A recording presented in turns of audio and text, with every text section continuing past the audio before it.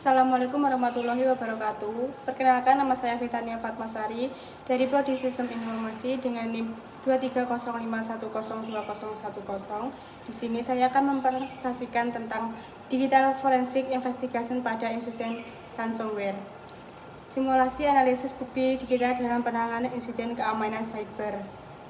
Mari kita mulai. Sebelum memulai kasus, kita perlu memahami terlebih dahulu apa itu digital forensik. Digital forensik yaitu sebuah proses ilmiah yang digunakan untuk mengidentifikasi, mengumpulkan, memeriksa, dan menganalisis, dan menyajikan bukti digital yang berkaitan dengan suatu insiden. Kalau kita lihat di slide, ada 5 tahap utama dalam proses digital forensik. Yang pertama ada identifikasi, yaitu menentukan jenis insiden yang terjadi dan bukti apa yang perlu dicari. Yang kedua yaitu pengumpulan, mengamankan bukti digital tanpa mengubah atau merusaknya. Yang ketiga yaitu pemeriksaan, melakukan ekstraksi dan filtering data yang relevan. Yang keempat yaitu analisis, menghubungkan satu bukti dengan bukti lainnya untuk menemukan pola. Dan yang terakhir ada penyajian, yaitu menyusun laporan hasil investigasi yang bisa dipertanggungjawabkan. Di panel kanan kita bisa lihat alurnya. Ketika sebuah insiden terjadi, investigator akan segera mengumpulkan bukti digital berupa log, file, email, maupun data jaringan. Bukti-bukti tersebut kemudian dianalisis, dan dari analisis itulah kita bisa menarik kesimpulan tentang apa yang sebenarnya terjadi. Lalu, mengapa digital forensik menjadi hal yang sangat penting dalam dunia keamanan cyber saat ini? Yaitu, ancaman cyber semakin canggih dan semakin sering terjadi. Di sisi kiri slide, kita bisa lihat 4 jenis ancaman utama yang dihadapi organisasi modern. Yang pertama adalah malware dan ransomware, program jahat yang dirancang untuk merusak, mencuri, dan mengenkripsi data korban. Yang kedua yaitu akses ilegal atau intrusion. Ketika seseorang masuk ke dalam sistem tanpa izin, biasanya untuk mengambil data atau menanamkan backdoor. Yang ketiga yaitu ada pencurian data dengan teknik yang disebut data exfiltration, di mana data sensitif perusahaan dicuri dan dikirim ke pihak luar. Dan yang keempat yaitu phishing dan social engineering, yaitu memanipulasi manusia sebagai titik lemah untuk mendapatkan akses ke sistem. Nah, ketika salah satu dari ancaman ini terjadi, disinilah peran investigator forensik digital untuk menjadi sangat krusial. Di sisi kanan ada 4 peran utama investigator. Yang pertama yaitu mencari dan mengidentifikasi sumber serangan, dari IP mana datangnya, domain apa yang digunakan, dan bagaimana cara masuknya. Yang kedua yaitu menganalisis perangkat yang terdampak, memeriksa disk, image, memori, RAM, dan log sistem secara menyeluruh.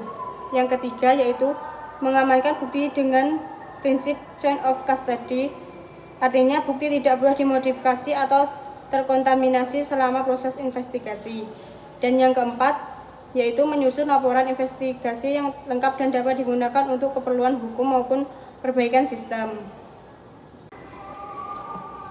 Sekarang kita masuk ke framework yang digunakan sebagai panduan investigasi. Framework yang paling diakui secara internasional adalah NIST SP 886 yang dikeluarkan oleh National Institute of Standards and Technology. Framework ini membagi proses investigasi menjadi 4 tahap utama.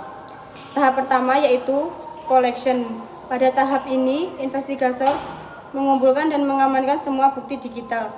Caranya adalah dengan membuat forensic disk image, yaitu salinan bit by bit dari media penyimpanan tanpa mengubah isinya. Setiap file dicatat nilai hashnya MD5 atau SHA-256 untuk membuktikan keaslian bukti di kemudian hari. Selain itu, data volatil seperti RAM dan proses yang sedang berjalan juga harus segera diambil sebelum komputer dimatikan, karena data ini akan hilang begitu power dicabut. Semua proses ini didokumentasikan dalam chain of custody. Tahap kedua yaitu examination. Setiap bukti terkumpul, investigator menyaring data yang relevan dari ribuan bahkan jutaan file. Proses ini meliputi pencarian file tersembunyi, file yang sudah dihapus, analisis metadata dokumen, serta ekstraksi artefak digital seperti browser, history, dan registry Windows. Tahap ketiga yaitu analis. Inilah inti dari investigasi forensik. Investigator menghubungkan satu bukti dengan bukti lainnya, membangun timeline kejadian, mengkorelasikan log dengan aktivitas mencurigakan, dan mengidentifikasi indikator of compromise atau IOC. Dari sinilah pertanyaan siapa, kapan, dan bagaimana mulai terjawab. Tahapan keempat yaitu reporting. Terakhir, seluruh temuan disusun menjadi laporan teknis yang komprehensif. Laporan ini harus mencakup semua bukti pendukung, metodologi yang digunakan, dan rekomendasi perbaikan. Jika dibutuhkan, laporan ini bisa digunakan sebagai bukti di pengadilan. Keempat tahapan ini dilakukan secara berurutan dan terstruktur, tidak boleh melompati tahapan karena setiap tahapan membangun dasar untuk tahap berikutnya. Oke, sekarang kita masuk ke bagian yang paling menarik, simulasi kasus nyata. Bayangkan skenario berikut ini. Hari Senin 8 Juni 2026 pukul 20.15 WIB malam, Departemen Keuangan PT XYZ tiba-tiba melaporkan bahwa mereka tidak bisa mengakses seluruh file penting mereka.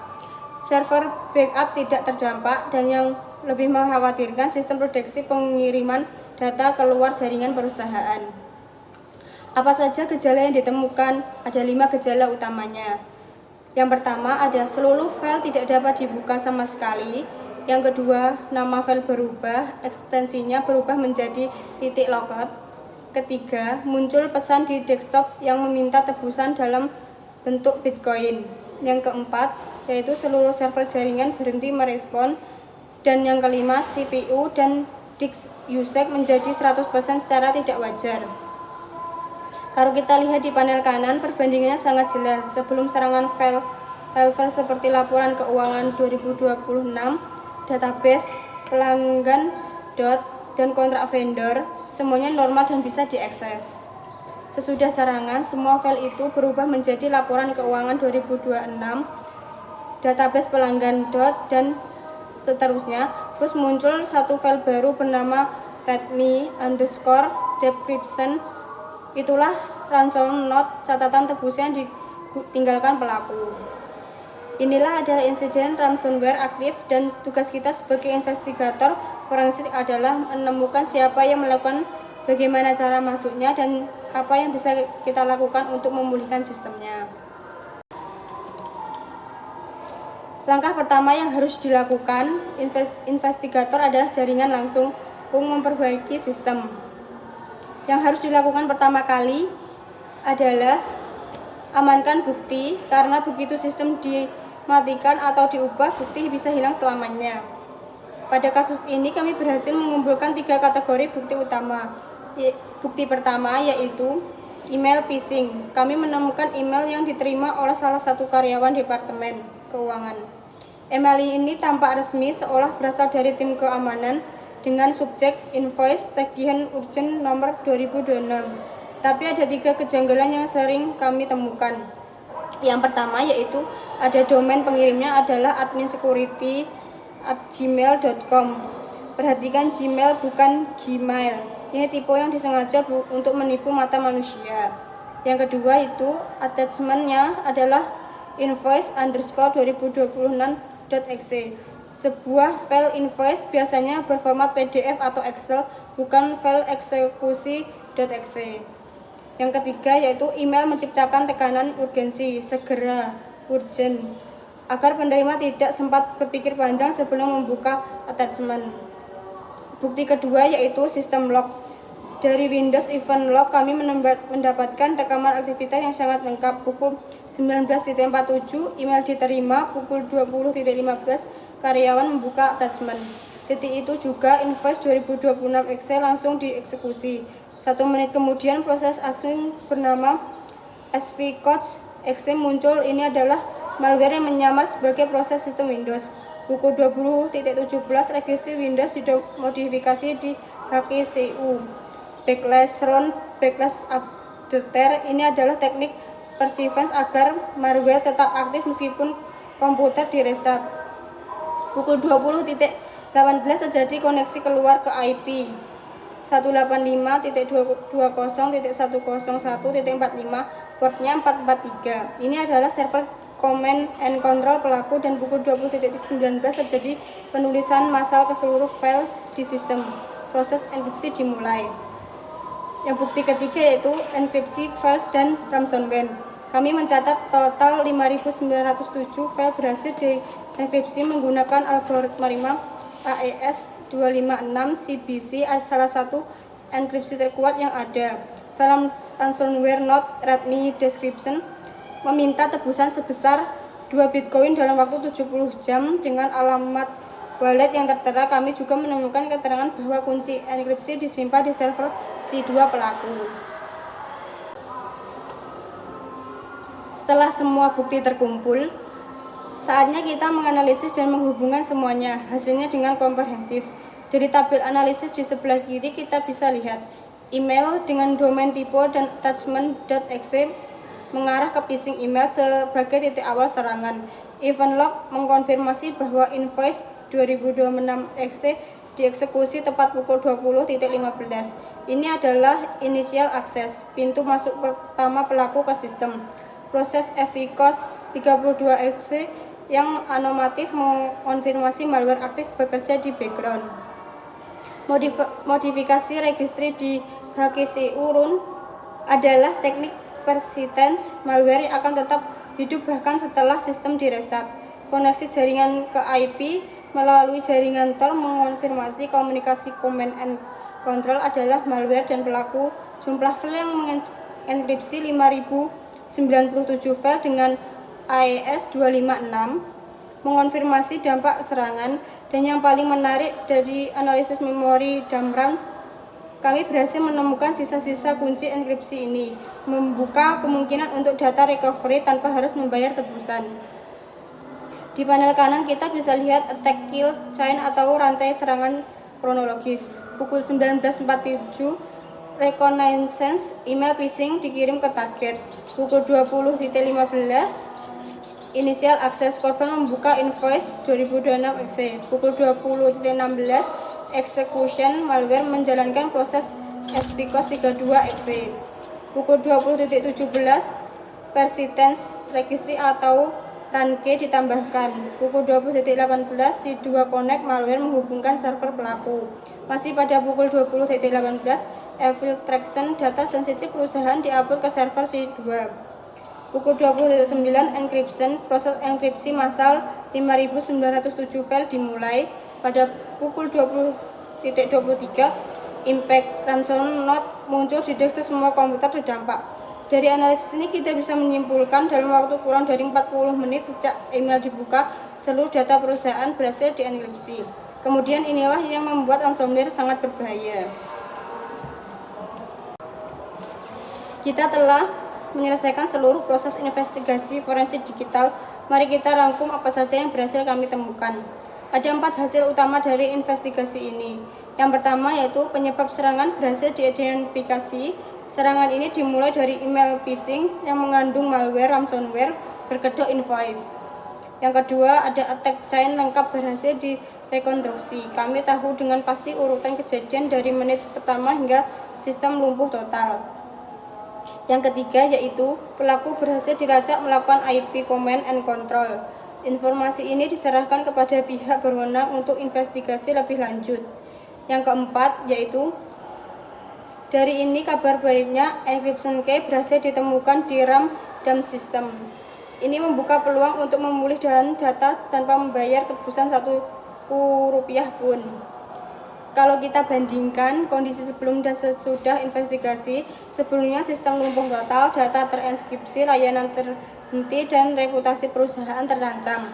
Setelah investigasi, root cause diketahui, bukti terdokumentasi lengkap, proses data recovery bisa dimulai, dan sistem siap untuk diperkuat. Terakhir, dari insiden ini kami merumuskan 5 rekomendasi mitigasi yang harus segera diterapkan. Yang pertama ada backup strategi 321. Simpan 3 salinan data di 2 media yang Berbeda dengan satu salinan di lokasi offset atau cloud, dan yang penting uji proses restore setiap bulan. Backup yang tidak pernah diuji sama saja tidak ada. Yang kedua yaitu multifactor authentication. Aktifkan MFA di semua akun kritis, gunakan hardware token untuk akun administrator agar lebih aman. Yang ketiga, email security gateway. Implementasikan SPF, DKIM, dan DMARC untuk memverifikasi keaslian email. Filter dan blokir attachment berbahaya seperti .exe, .is, dan .vbs sebelum sampai ke info pengguna. Yang keempat ada EDR dan network monitoring, display endpoint detection and response, dikombinasikan dengan SIEM untuk membantu anomali traffic secara real time. Dengan ini serangan seperti tadi bisa terdeteksi bahkan sebelum proses enkripsi dimulai. Yang kelima yaitu ada security awareness training. Manusia adalah titik lemah dalam keamanan cyber. Lakukan simulasi phishing secara rutin dan pastikan setiap karyawan tahu prosedur pelaporan jika menerima email mencurigakan.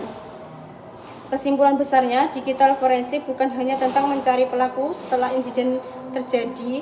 Lebih dari itu, digital forensik mengajarkan kita cara berpikir sistematis, cara mengamankan bukti, dan yang paling penting, cara membangun sistem yang lebih kuat agar insiden serupa tidak terulang lagi.